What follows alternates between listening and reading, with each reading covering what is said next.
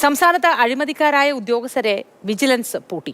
ഈ വർഷം വിജിലൻസ് നടത്തിയത് റെക്കോർഡ് ട്രാപ്പ് കേസുകളാണ്. വിജിലൻസ് തയ്യാറാക്കിയ അഴിമതിക്കാരുടെ പട്ടികയിൽ 700 പേരാണുള്ളത്. ഇവരിൽ നേരത്തെ പറഞ്ഞതുപോലെ 200 പേർ ആക്റ്റീവ് അഴിമതിക്കാർ എന്ന വിഭാഗത്തിലാണ്. കേന്ദ്ര സർക്കാർ ജീവനക്കാരും വിജിലൻസിന്റെ നിരീക്ഷണത്തിലാണ്. വിജിലൻസ് ആൻഡ് ആന്റി കറപ്ഷൻ വിഭാഗം പഴയതിലും വിജിലന്റാണിപ്പോൾ. പ്രത്യേക ഓപ്പറേഷനുകൾ സജീവമായി തന്നെ തുടരുന്നു. ട്രാപ്പ് കേസുകളുടെ എണ്ണവും കൂടി. ഈ വർഷം ജനുവരി മുതൽ ഇതുവരെ കൈക്കൂലിയുമായി ബന്ധപ്പെട്ട് 25 ട്രാപ്പ് കേസുകളാണ് വിജിലൻസ് രജിസ്റ്റർ ചെയ്തത്. ഈ കേസുകളിലായി 35 പേർ അറസ്റ്റിലായി. ഇതിൽ 4 പേർ ഏജന്റുമാരാണ്. മറ്റുള്ളവർ സർക്കാർ ഉദ്യോഗസ്ഥരും.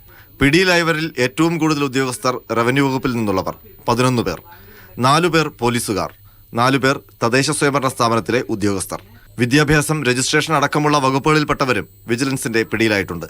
ഈ വർഷം ഇതുവരെ വിജിലൻസ് നടത്തിയത് റെക്കോർഡ് ട്രാപ്പ് കേസുകളെന്ന് പറയാം. കാരണം കഴിഞ്ഞ വർഷം മൊത്തം 34 കേസുകൾ മാത്രമാണ് രജിസ്റ്റർ ചെയ്തത്.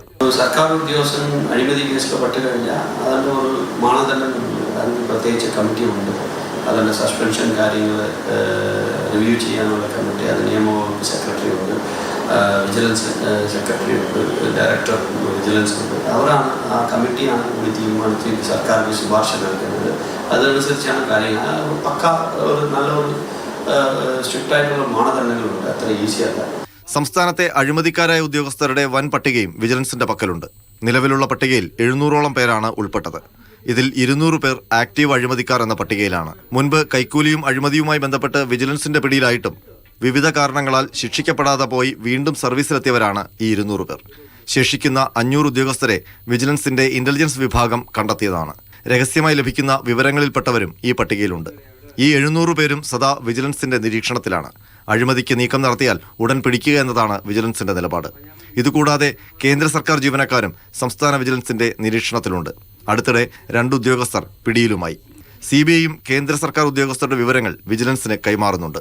അഴിമതിക്കാരെ പട്ടികയിലിടുക, നിരന്തരം നിരീക്ഷിക്കുക, അവർക്കെതിരായിട്ട് നിയമ നടപടി സ്വീകരിക്കുക. അത് ഒരു തരത്തിലുള്ള വിട്ടുവീഴ്ച ഉണ്ടാവുക. കാരണം ഈ അഴിമതി എന്ന് പറയുന്നത് ജനങ്ങളെ ബാധിക്കുന്ന ഒരു കാര്യമാണ്. ഉദ്യോഗസ്ഥരുടെ കൈക്കൂലി തുകയിലും മാറ്റം വന്നു എന്നാണ് വിജിലൻസ് ഉദ്യോഗസ്ഥർ പറയുന്നത്. മുൻപ് അഴിമതിക്കാരായ വില്ലേജ് ഓഫീസർ 100ഉം 500ഉം ഒക്കെയാണ് വാങ്ങിയിരുന്നതെങ്കിൽ അതിപ്പോൾ ലക്ഷങ്ങളിലേക്ക് മാറി.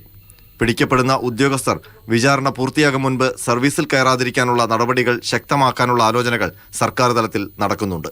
അഴിമതിക്കാരും കൈക്കൂലിക്കാരുമായ ഉദ്യോഗസ്ഥർ സൂക്ഷിക്കുക.